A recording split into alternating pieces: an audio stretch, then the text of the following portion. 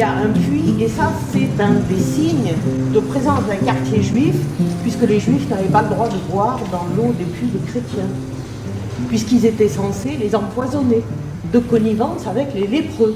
Donc, ici, c'est très important, parce que vous voyez, c'est une voûte romane, typique du XIIe siècle, et vous allez voir que de l'autre côté, c'est tout à fait intéressant, parce qu'on va avoir un double arc, une voûte romane, mais aussi en gothique. Le porche permettait d'avoir des portes et de fermer le quartier en cas de problème. Alors, on va passer sous le porche qui vient d'être juste réhabilité. Il a été réhabilité en septembre l'an dernier pour les Journées du patrimoine par la municipalité.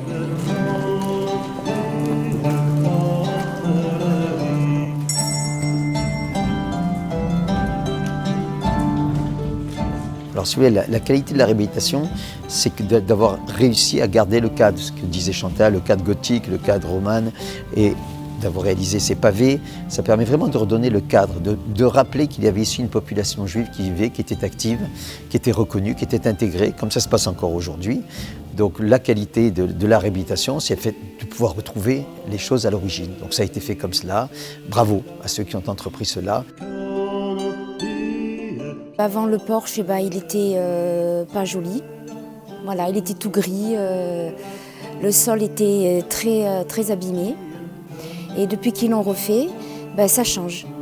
Voilà, il est beaucoup plus clair, plus propre. C'est l'occasion de remercier dans le cadre de ce travail la municipalité qui permet de réaliser tout cela et d'avancer, donc, et qui tient à intégrer cette association, qui tient à intégrer les Juifs de Béziers d'aujourd'hui et de demain. Les Juifs sont présents à Béziers en fait depuis l'époque romaine, mais l'âge d'or, c'est le Moyen-Âge. Et au Moyen-Âge, 12e, début du XIIIe siècle, il y a eu jusqu'à 3 quartiers juifs à Béziers. Un qui était proche de l'actuelle mairie, rue du 4 septembre, où se trouvait la synagogue royale, le quartier historique qui se trouve vers la cathédrale Saint-Nazaire, et ici, le 3e quartier juif qui avait ceci de particulier, c'est qu'il y avait un porche d'entrée que vous pouvez voir ici, et qui était bien utile pour se protéger à certaines époques de l'année. En clair, pendant la période de Pâques, c'était la période de la fête des rameaux, où en fait l'évêque montait en chaire à la cathédrale Saint-Nazaire pour inciter ses fidèles à venger la mort de Jésus en allant lapider les Juifs et leurs biens. Et donc le porche que vous voyez ici derrière nous permettait aux Juifs de se retrancher dans leur quartier, qui à l'époque était séparé et entouré de murailles, pour justement se protéger de cette coutume barbare que l'on appelait la lapidation.